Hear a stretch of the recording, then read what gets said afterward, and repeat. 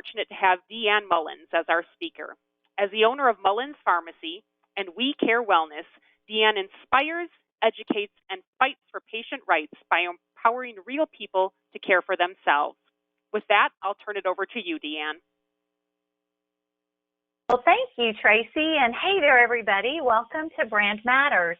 I'm DeAnn Mullins, and in the next 45 minutes, I'm going to show you how to boost prescription volume and customer loyalty, maximize employee engagement, productivity, and retention, and increase the overall value of your pharmacy.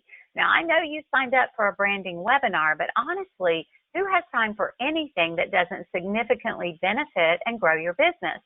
So let's make building your brand make sense. Sound good? But first, before we jump in, I want you to look around and do your very best to eliminate distractions. Your cell phone, close down all those computer tabs and silence those notifications. Why? Well, here's the truth. The more focused you are during class, the more value you're going to get from this experience. If you're trying to multitask and doing a bunch of things at once, you are wasting your time. And deep down, you know that. We're going to move quick, and the concepts I'm sharing require focus. Not to mention, when you're scattered, you are literally training your brain to underperform. I promise you, the more focused you are, the more value you'll get. So take a deep breath, and let's make this investment of your precious time really worth it, all right? Here we go. With over 6,400 books written on branding, the subject has gotten really complex. And there's a ton of conflicting information and misinformation out there to boot. Effective brand building takes work, and it's an ongoing process. And sometimes it can feel overwhelming. Here's the upside. Branding can provide you with a significant return on investment. Now, you might be thinking, tell me more about this ROI. Okay, well, brand building can boost prescription volume and customer loyalty, and it can maximize staff engagement, productivity, and retention. And all these together collectively, well, they increase the value of your pharmacy. You see, effective branding is the key to unlocking all three of these incredible outcomes. Consider this. Brand equity builds trust, and trust drives consumer loyalty, customer retention, spend, and word-of-mouth advertising. All of these grow your business, which in turn increases the value of your pharmacy. Pretty simple when you think about it. Now let's look at a few stats. 77% of professional marketers feel that branding is a crucial factor in future business growth. And here's another attention grabber. 89% of shoppers stay loyal to brands that share their values. If the core values of your brand align with your customers' values, you can count on them coming back. So what about staff engagement? Well, employees have become consumers of internal brand identity. Just as consistent external branding can boost overall sales, consistent internal branding can help drive staff engagement and satisfaction. Findings from the hospitality industry suggest that internal branding improves both job satisfaction and staff loyalty, which in turn drives greater productivity. Now, when I say internal branding, that's just the work that you do to make sure that your staff knows, lives, and keeps your brand promise. So check this out. Engaged employees are 17% more productive. They generate 20% higher sales, and they're absent 41% less than non-engaged staff. And did you know that 73% of consumers, they love a brand because of helpful customer service? So everything your staff does and believes about your company affects your brand. Now, you may be thinking, I don't need a brand. I've got too many things to worry about, or I don't have a brand, or branding is only for really big companies, or maybe branding is just too expensive. Well, the fact is, if you own your pharmacy, then you have a brand. And your brand, well, it communicates a message about you. In fact, think of your brand as your reputation. You see, your brand, your reputation, represents who you are, what you believe in, and how you want to be perceived by the world. So you can either just let whatever impression you give just happen haphazardly, or you can control and manage it, ideally to your advantage. But here's the rub, and it's super important. Your brand is never about you. You look confused. Let me explain. Your brand is about your customer, your patient, your client, your referring provider, whoever is interacting with your pharmacy. It's about their perception of you and whether you're the right choice to meet their needs. Scott Cook, founder of Intuit, the QuickBooks TurboTax guy, he put it this way. A brand is no longer what we tell the consumer it is. It is what consumers tell each other it is. Now, you may be wondering to yourself, who is this woman telling me to turn off all my distractions?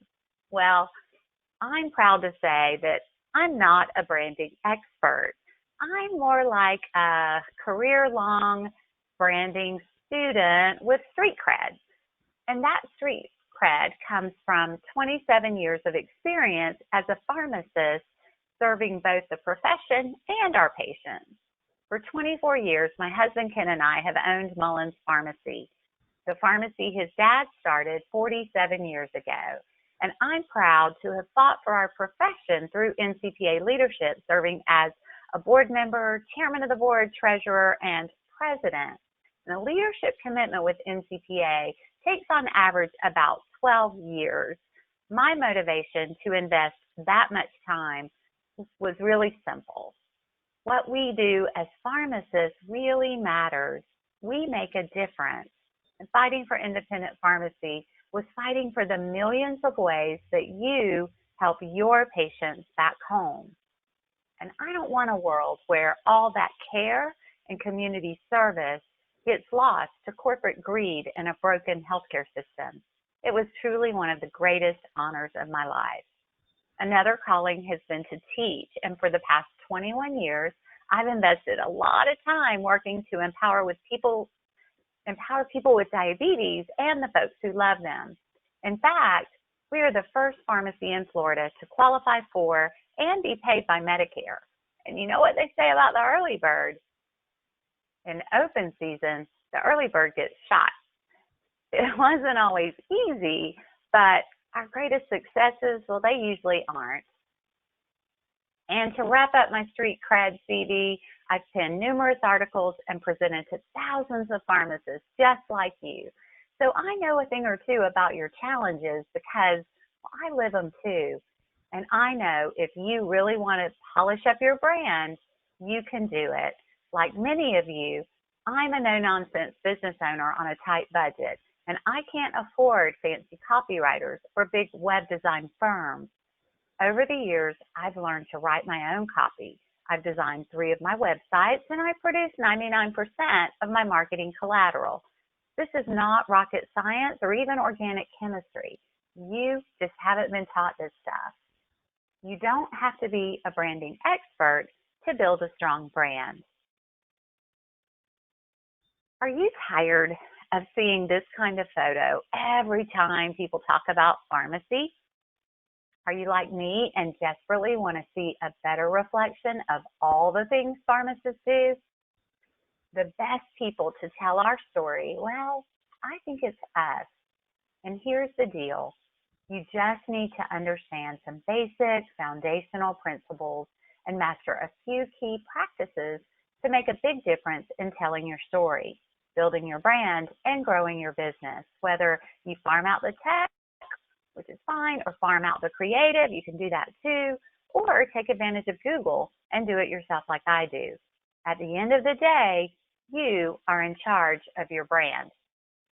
So let's get to it. First, we're going to talk about branding basics to clear any confusion, and then we'll cover brand building strategies to get you thinking about your brand strategy moving forward. And throughout, I'm going to sprinkle in real-world examples and share with you some tactical, actionable exercises that you can do later at your own pace. Sound good? Great. As I said earlier, there's a massive amount of information online. Some good, some not so good. I am basing the meat of this presentation on the work of Felicia C. Sullivan. She's a seasoned brand builder and author who has written a series of 8 robust articles on brand building. Her work is literally a mini course, and I recently found it and vetted it for this talk, and she knows her stuff. You can find it on Medium for free. As we work through brand building strategies, I'm going to direct you to this article/workbook that's on your screen for those worksheets and resources you can use later. So when I say it's in your workbook, I'm referring to Ms. Sullivan's How-To Brand Building Guide. We will send you a link via email. You don't need to access it now. I want you to focus, Grasshopper. So back to, if you have a business, you have a brand. Let's define brand. According to Ms. Sullivan, a brand is a perception or set of associations consumers have of a business.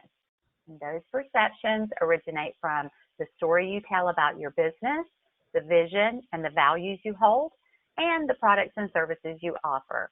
And she finishes up with one more point. Those perceptions originate from how your customers are transformed as a result of using those products or services. So that's your definition. Let me ask you, is your brand helping or hurting your business? How do you know? Or better yet, how can you find out? Well, how about doing an audit? Not the PTSD-inducing audits we all know and hate. Instead, a beneficial audit, a brand audit, to see where you stand. And then you can fill the gaps and make improvements over time. So back to that question, where do you stand? Is your brand right on target? Does it need a little refreshing or maybe a comprehensive revamping? Let's get real. Branding could easily be a semester-long course. In the next 45 minutes or so, my goals are to introduce you to a systematic branding process and provide you some examples, tools, and tips. I'm giving you a roadmap or a GPS, if you will. Then it will be up to you to take meaningful action moving forward. Okay, so this diagram represents the process Ms. Sullivan uses to organize and guide your branding efforts. It's her view from 10,000 feet.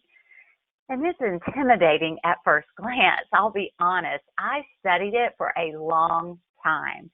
But just like the proverbial elephant, if we break it down into bite-sized pieces, it's actually very digestible and helpful. So here's how I broke it down. As you can see, she has created 4 pillars or buckets to organize your branding activities to build a successful brand. They are, number 1, brand platform development, number 2, brand expression, number 3, brand expansion, and number 4, brand authority.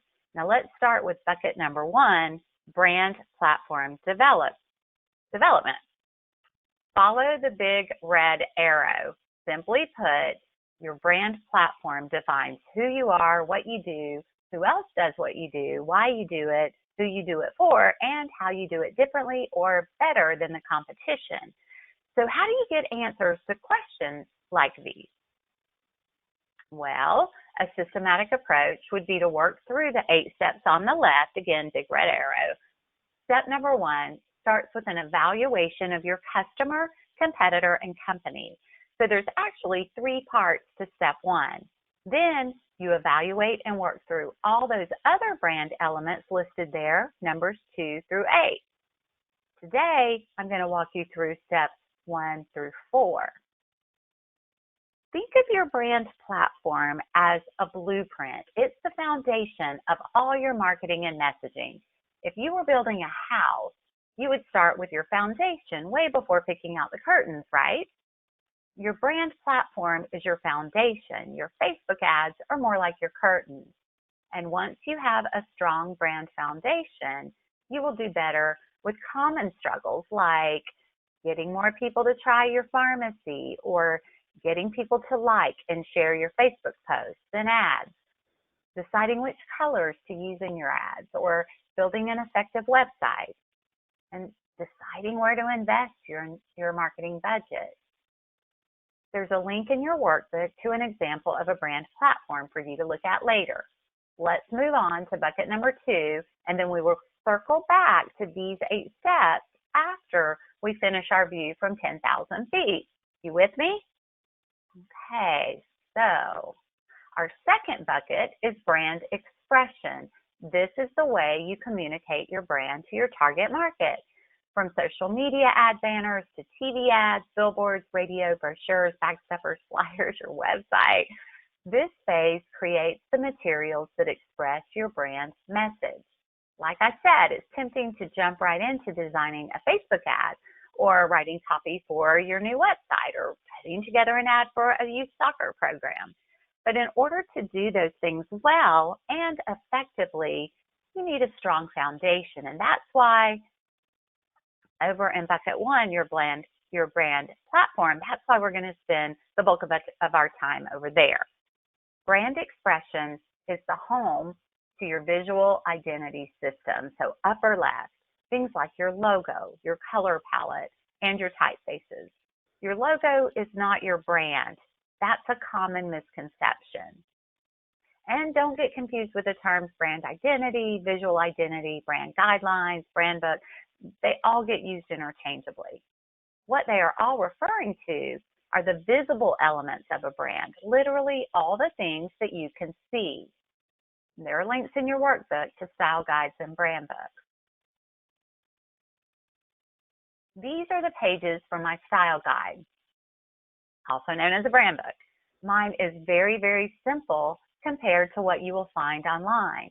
And as you can see, I have my logos, I have my color palette, and font. It's all I need.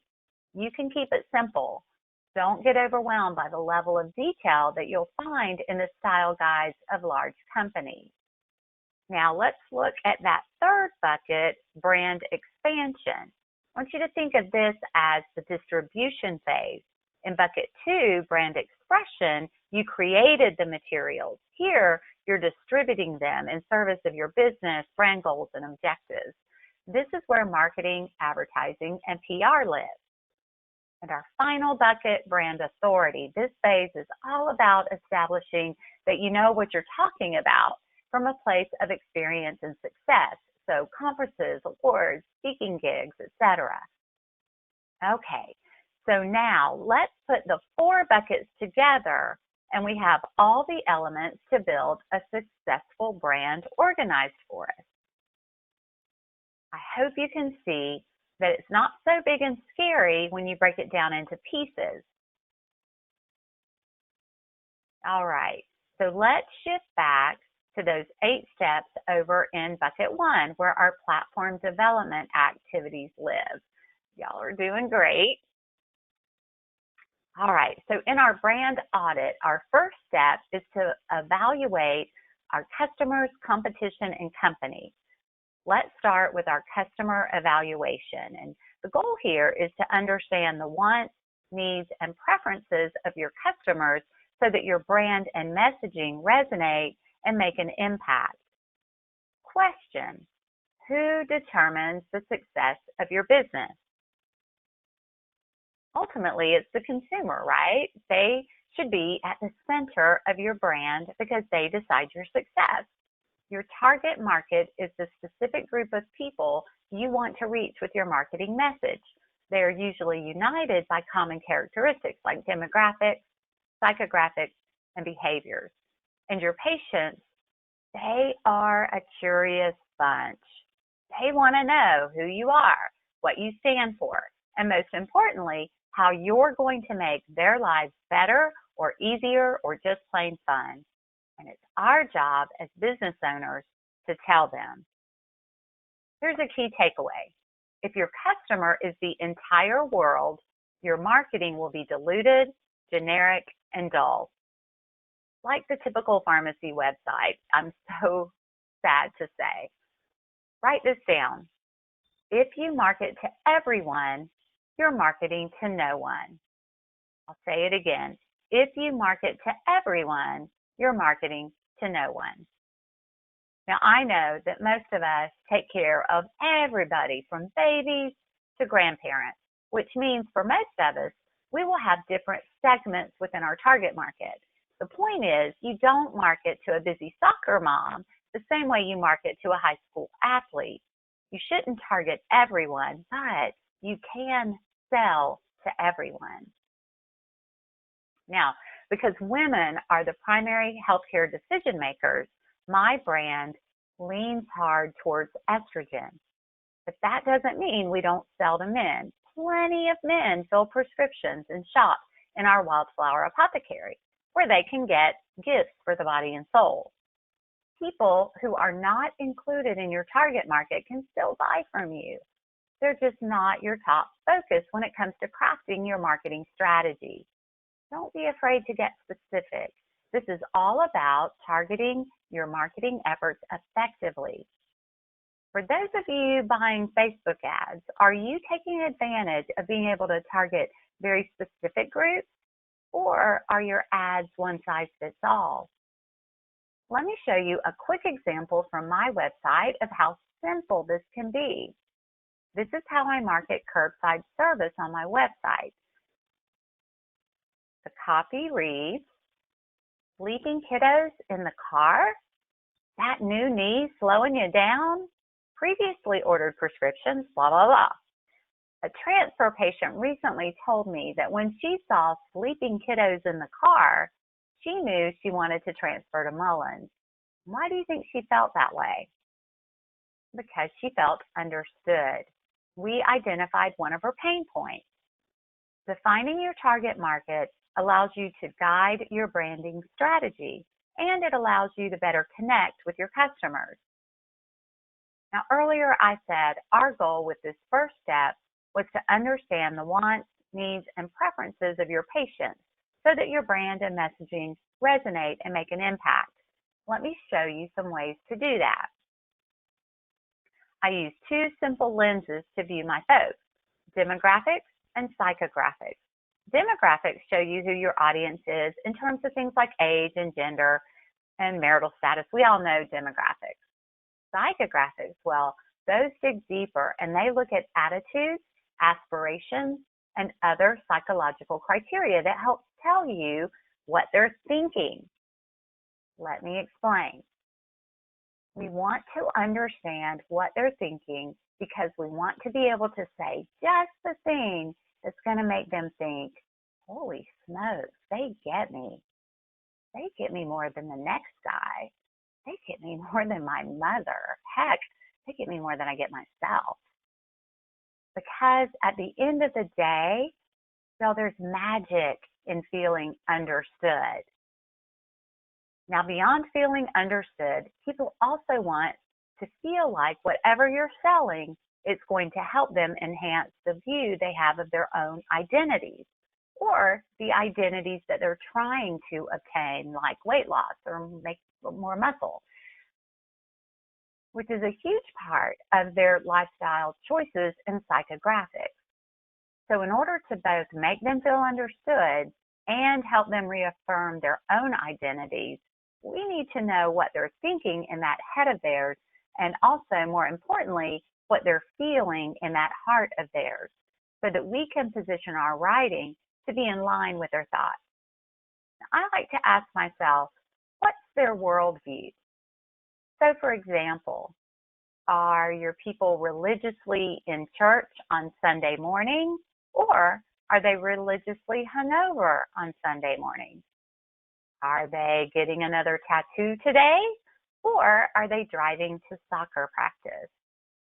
Does the bumper sticker on their car say, "I break for animals," or does it say, "My kid beat up your honor student"? Get the picture? Okay, let's move on. I want you to think about your ideal client or customer. Who do you most love to see walking through your doors? Think about it. I didn't say this stuff was easy. Your workbook will help you think through this, and I promise you the effort is worth it. Let me tell you about my ideal client. I designed my entire website with her in mind. She's a health-conscious woman who dislikes unnecessary medications. She prefers natural whenever possible. She believes in investing in herself. She is socially conscious and very much a nurturing and loving caregiver. She's kind and strong and enjoys a good belly laugh. And she's busy. She appreciates anything that saves her time. And she believes in a higher power. Notice I didn't say women 30 to 60 with a college degree. I went deeper into her psychographics and behaviors. Other than being an adult, she could really be any age. You'll be hard-pressed to find more than a pill or two on my entire website. Instead, flowers and images from nature fill the pages. Let me show you some examples. This screenshot is from the middle of my homepage, and I've hidden a fun little what I call an Easter egg. It's a surprise video tribute to Grey's Anatomy, and it features a heart palpitation-inducing profession of love by Meredith Grey to her boyfriend, McDreamy. She famously tells him, "Pick me, choose me, love me." Only if you click on that tiny RIP McDreamy icon will you be routed to that video. Now, why do I do this? Because it's fun and unexpected, and it gives folks a reason to believe that their experience at Mullins Pharmacy will be delightful and unique. And every Grey's Anatomy lover, well, they swoon if they find it. An important point.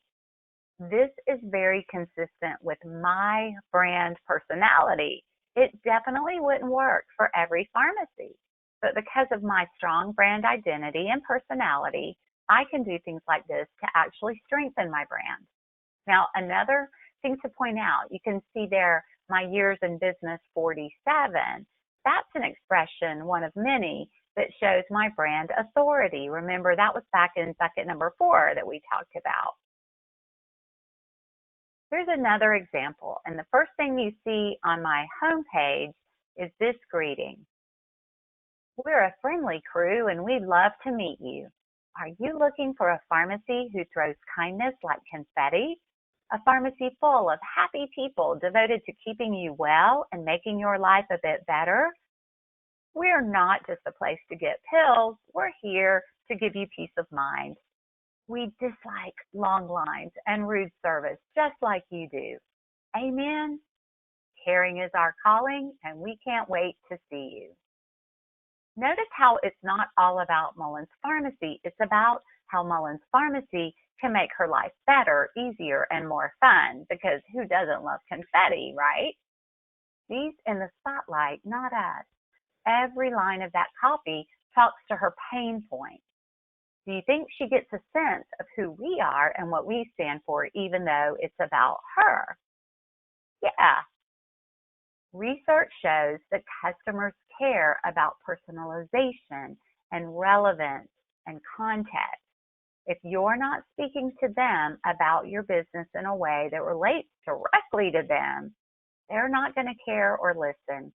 And when that happens, you truly are nothing but a commodity, just another drugstore selling drugs as far as the potential customer is concerned. And one more thing. I use the words you and your about 8 times in that short paragraph. Do you see how my ideal client might feel understood and have her identity reaffirmed by this short little intro? Great. Let's compare a typical homepage introduction to this one, just to drive the point home. Does this sound familiar? Meet your pharmacist, DeAnn Mullins, Stanford University, 1993, serving Lynn Haven for 24 years, carrying DeAnn prescriptions. We are a modern pharmacy with old school values. We're located in Lynn Haven, Florida. We have been serving the community since 1972. We firmly believe that being a local pharmacy means providing healthcare services to our patients that are customized to meet their needs. At our pharmacy, we treat people like family. Feel the difference? This first one talks about Mullins Pharmacy and says nothing about the customer. It really needs to be all about them. Oh, and another thing, don't write like a robot. Y'all, the internet requires, no, it demands a less formal approach if you're going to be relevant and gain the attention of potential clients. Don't write like a robot. Good spelling, yes. Good grammar, yes. No robots. A good way to address this is to use contractions. You will love us turns into you'll love us. Another tip, as I mentioned earlier, pay attention to their pain points. What keeps them up at night? What do they need to make their life easier or better? What do they complain about? Your customers have expectations, and your job is to understand what they want and how to make that the center of their experience. Got it? Awesome. Let's move on. Now that we've covered our customer from step one, let's look at the second part of step one, your competition. Now, your goal here is to get to know your market in order to define where you fit and how you stand apart. A competitive analysis will help you do this. Simply put, a competitive analysis is finding your competitors, evaluating their strategies, and determining their strengths and weaknesses relative to those of yours. A competitive analysis will help you perform a SWOT analysis. That's number 7 on our list, as well as help with determining your position and purpose, which is number 4 on our list. I found a product marketing specialist online. Her name is Emma Tupa, and she's done a great job with a relatively simple 3-step process to perform a competitive analysis. The link will be in your email. Okay, next up, that third part of step 1, your company, also known as your baby.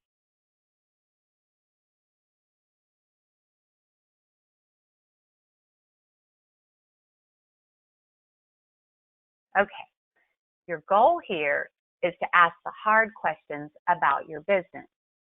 What you do, who you do it for, why you're doing it, how you're doing it, and is it working? We love our pharmacies, we do, and sometimes, just like our kiddos, we overlook things that we probably shouldn't.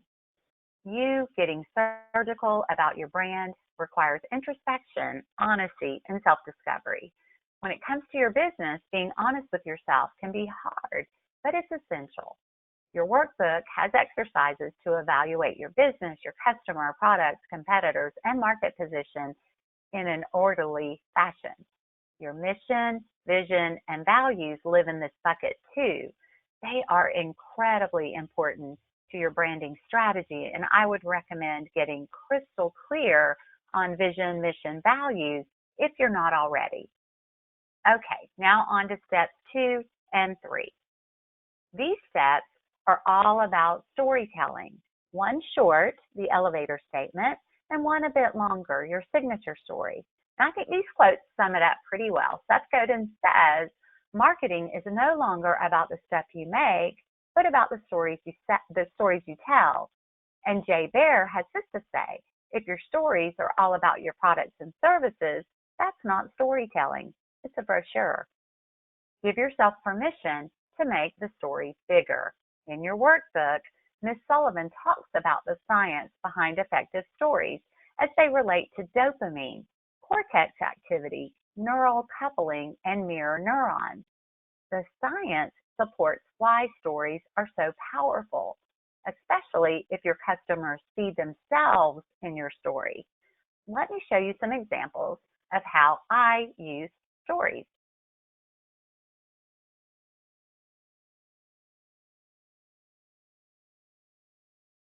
This screenshot is from my About page.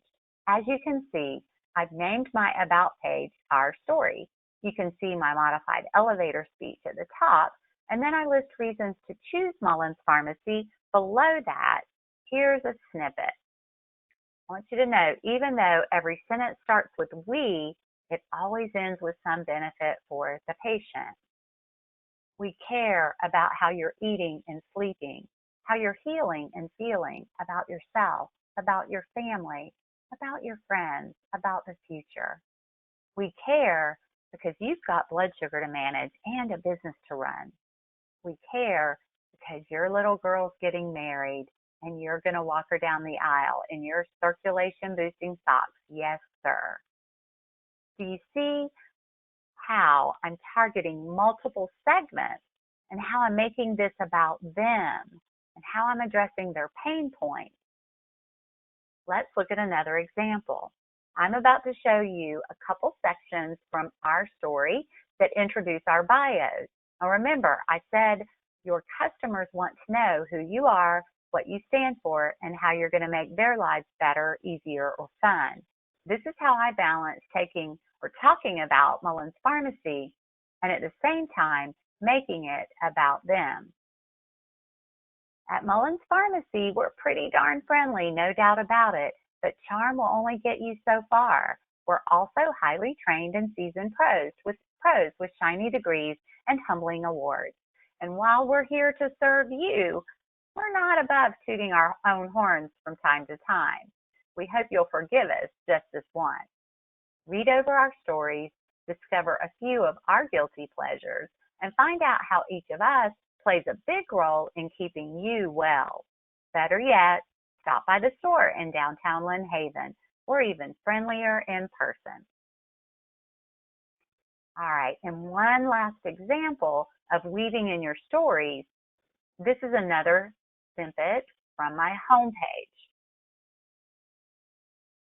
May you be blessed with the heart of a wildflower, tough enough to weather the strongest of storms, resilient enough to rise again after life hits you hard, and able to grow and flourish in the most broken of places. The Walk-in Wildflower button there takes you to the main Wildflower Apothecary page. Now, this poem is inspired by Hurricane Michael, a Category 5 hurricane that took the roof off our pharmacy in October of 2018. Our town looked and felt like a war zone. It still does. And our people were stressed and exhausted. They still are. Wildflower Apothecary at Mullins Pharmacy was born to help fix that. So we tell that story, and it's woven into our marketing and our positioning. And our patients love it. And you know what? You have an amazing story to tell. I know you do. Miss Sullivan sums up stories so well, and I quote, "To make story magic happen, you need to inspire your customers' imagination. Identify their problems and solve them. Make them sit up and pay attention. Give them something they didn't expect, especially since everyone else's offering is mass market."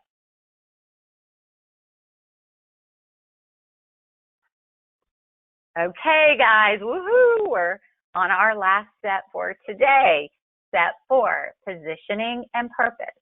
Brand positioning is an internal exercise that drives all your key decisions. It defines what you say, where you say it, how you say it, and to whom you say it. It guides what you produce, how you market it, and how you sell it.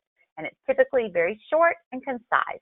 This is Amazon's position statement way back when they only sold books.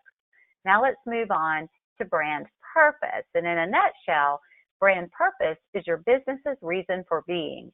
It's your philosophical heartbeat, as Ms. Sullivan likes to put it. Many of you are probably familiar with Simon Sinek. He has a super famous TED Talk. Check it out if you're not familiar with him. And in his book, Start With Why, he says, people don't buy what you do, they buy why you do it.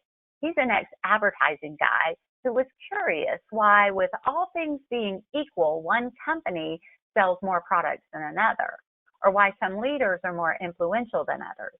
His research discovered that the key to success lies in the way these organizations and leaders think, act, and communicate. They all start with why. The concept or thought model he developed is known as the golden circle. The outside or what ring represents the products or services a company sells. The middle how ring is an explanation of what the company does, why their products and services are better or stand out. And that middle ring, the very center, the why ring, is about what a company believes in, not about making a profit. So for a company like Apple, a piece of communication would start from the inside out and sound something like this. Everything we do, we believe in challenging the status quo. We believe in thinking differently. That's their why. The way we challenge the status quo is by making our products beautifully designed, simple to use, and user-friendly. That's their how. We just happen to make great computers. Want to buy one? That's their why. Their what, not their why. That's their what. Now, if Apple were a normal tech company, not one of the great companies, it would sound like this. We make great computers.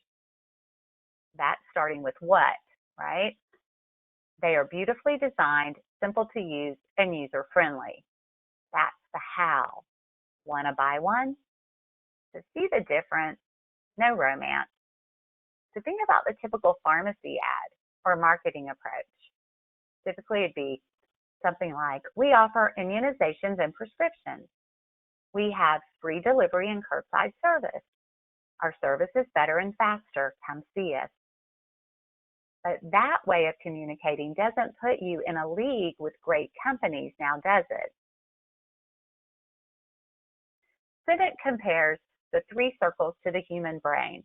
The what circle is compared to the neocortex. This is where we find rational thought and language. The how and why circles are compared to our limbic brain. Our limbic brain is responsible for feelings like trust and loyalty and for all human behavior and decision making. However, it does not have a capacity for language. Let me repeat that. Trust, loyalty, decision making. They are all driven by a part of our brain that makes decisions based on feelings. There's a direct correlation between feelings and behavior. That's why you need to pull on those heartstrings. This is my why for becoming a certified diabetes educator, my baby brother, Bo. This first photo was taken about the time he developed type 1 diabetes. He was 9 and I had just turned 16. And on that day, we were told he would go blind, lose a limb, and not live past 30. There's more to this story, but I'll save that for another day. I've used this story to begin every diabetes class I've ever taught, and that's over 20 years of teaching. And it's been really powerful in helping me build trusting relationships with my diabetes students because they know that I teach to be what my family never had and desperately needed. It's such an important story that I shared it on stage during my NCPA presidential farewell speech. And this photo was taken immediately after giving that speech. He is a lot older than 30, he's healthy, and he was there. One of my favorite quotes is from Gail Larson. She says, "To change the world, tell a better story." There's power in your story, and the world really needs to hear it. Okay, so we've made it through 4 of the 8 steps as promised. And step 1 had 3 parts, so wow, good job. As I said at the beginning, you are on your own for steps 5 through 8, but with your workbook and the complete series of articles by Ms. Sullivan, you're all set to continue polishing up your brand. These are some key branding principles that I want to emphasize. Your brand should be meaningful, meaning your why must matter to you and your audience. Your brand messaging should be concise. Your pitch must be immediately understandable. People have very short attention spans. Your messaging should be consistent, sing the same tune over and over, and be careful not to make promises you can't keep. If you promise to care, then people should leave your pharmacy feeling cared for. And if not, you'll lose trust. Brand rules business development. Brand is the underlying foundation of marketing. HR and hiring should depend on brand for guidance.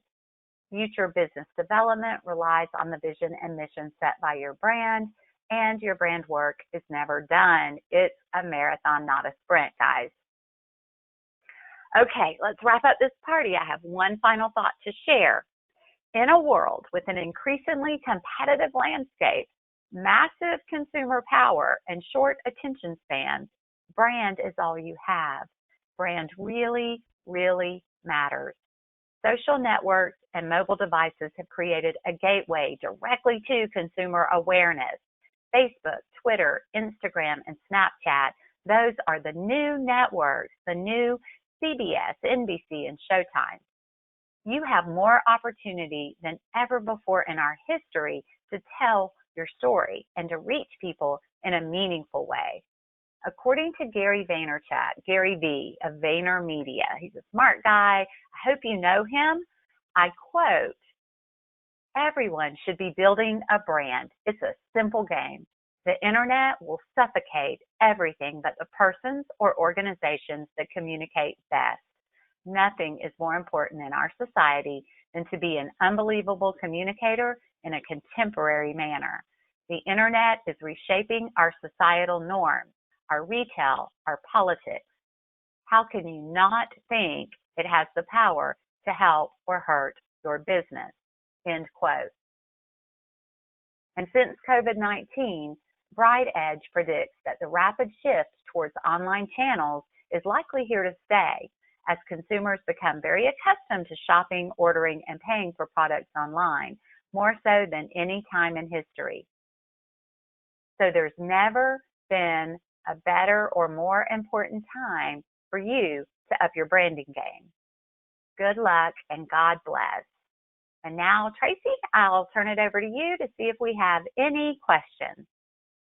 Thanks so much, DeAnn. We actually have several questions here in the queue.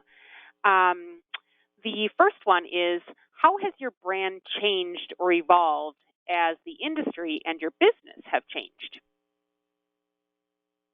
Great question. How has my brand changed? I think I've gotten braver in talking about what we believe in and who we are, and putting myself out there. I think Brene Brown has done a good job with the whole authenticity and vulnerability. And I think as you know, the folks have changed from tell me about your business and I'll believe you. That's not the case anymore. Now it's tell me about your business a little bit. Tell me how it's better for me and prove it. So I think I've just gotten braver and more willing to be vulnerable and share. Great, thank you. How do you get your staff to carry out your brand? That is hard and it's important. And so we hire for attitude and train for skill. Our brand is really focused around caring, high touch, like most independents, right? That's what we're all trying to do to differentiate. And so I can teach our staff just about anything I need to teach them. I can't teach them how to be warm and caring and, use a tone of voice that is considerate and empathetic. I mean, those things are just natural to people. So I look for those qualities first. And that's what I mean a lot about your brand really affecting HR and hiring. You want to be really cemented in who you are, what you do, why you do it, how you do it. And then you find the people to plug in, and then you train, gently correct. It's an ongoing process. It's super important, though. Great, thank you. How do you get a logo design? Do you hire a marketing agency or just a graphic design freelancer? I would go with the freelancer route, and I would just say, Google is so good to have in our pockets. Go look at brands or logos that reflect your brand. And so if you don't have a logo, I would start with that platform development process, because your logo wants to reflect your brand, right? So in my logo, I've got 4 boxes, and each of those 4 boxes represents pieces of my brand, and it was designed very intentionally. If you already have an established logo, sometimes it's hard to change, but if you have that luxury, or if you're going to change, you want to weave in your brand into that logo. But get a sense for what you want. That's, again, in your platform development, your personality and kind of what you stand for is going to be reflected in the colors you choose. So based on your platform development, you can share with just a graphic designer, here are some logos I like, here are some logos I don't like, these are my colors, I want these elements incorporated, and then let the designers do their thing, because they're really, they're going to be probably better at the end of the day in the final production piece. But it shouldn't be expensive. You shouldn't spend hundreds or thousands of dollars on getting your logo built. It can be done, pretty inexpensively. Okay, great. Were you able to get a contract with a closed network third party, or were you able to enhance your contract terms because of your brand? No. I think that I'm going to give CPESN a plug now. If y'all aren't familiar with CPESN, Google it and check them out. So we are creating a network of providers. And in order to get third parties to look at you, it's going to take all of us. So for my little brand to resonate with a third party, you guys know we're all kind of having to network together and present our services as a group. And so all of your branding efforts will help the efforts of our CPESNs or our RHAs of going out and saying, look, we have a network of these pharmacies, and these pharmacies have very strong brands that are identifiable and, are actually something you want people to come and participate in. So, yeah, I think it's a great question. And no, because I don't go out to third parties and say, hey, sign me up, look at who I am. I have to rely on RTA and our buying group activities to represent me. Okay, thank you. But for the cash pay patient, or for that patient that's having to decide, do I want to go to CVS and save $2 or $3 a prescription, or do I want to stay at Mullins? When you're trying to drive value, a strong brand is going to really make that case apparent for somebody who's having to choose to walk outside of their, preferred provider and pick you. So there's a roundabout way. I mean, I see the point on the question for sure, but a strong brand helps you fight back with just, some of those challenges that we have with, patients being swayed to use mail order or to go to one of the big boxes. Okay, excellent. What is the most important first step to take in creating your brand? Yeah, so I would start with your brand platform development. Start with those 8 steps. Go to Ms. Sullivan's first article in the series of 8. Read through that. There's worksheets in there. And, it's funny because a lot of us are established and we've been around, and you've got the pieces and parts. You just may not have them all put together.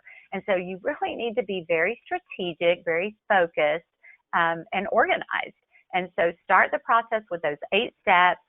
And the whole point is to evaluate where you are with those steps and gain insight so that you can then start to work on your brand, because everybody's in a different spot. Some are just beginning, some are been around for 30 years and have a lot of the elements. They just haven't put them together in a way that tells their story in an effective way, that's going to resonate.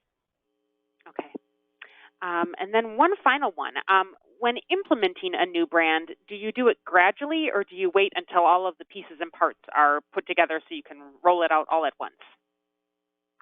Yeah, I would say if you were absolutely starting from scratch, I would want to get the elements of the platform development down, those steps 1 through 8.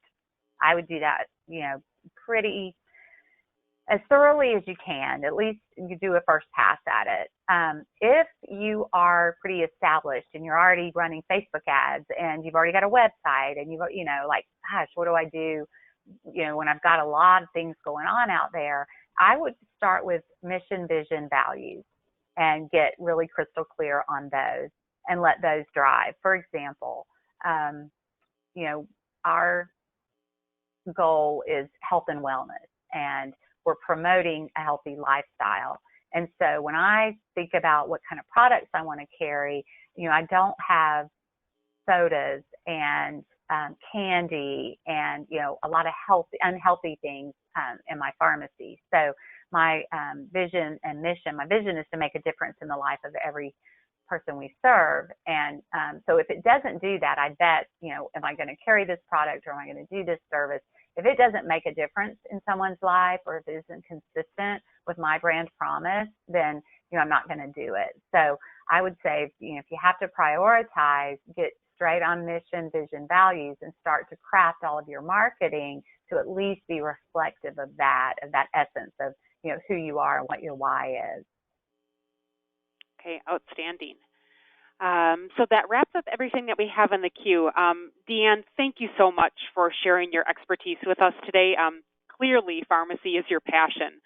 We appreciate both your support of independent community pharmacy and of AAP. And again, thank you to FDS for their generous financial contribution. And Tracy, thank you. And I want to say just a final thank you to AAP. And I really appreciate you guys, identifying that independents need to be working on brand and to be working on our websites and all of our marketing efforts. So thank you for the invitation to come speak today. I really, really enjoyed the process. Oh, so happy to have you. Be safe.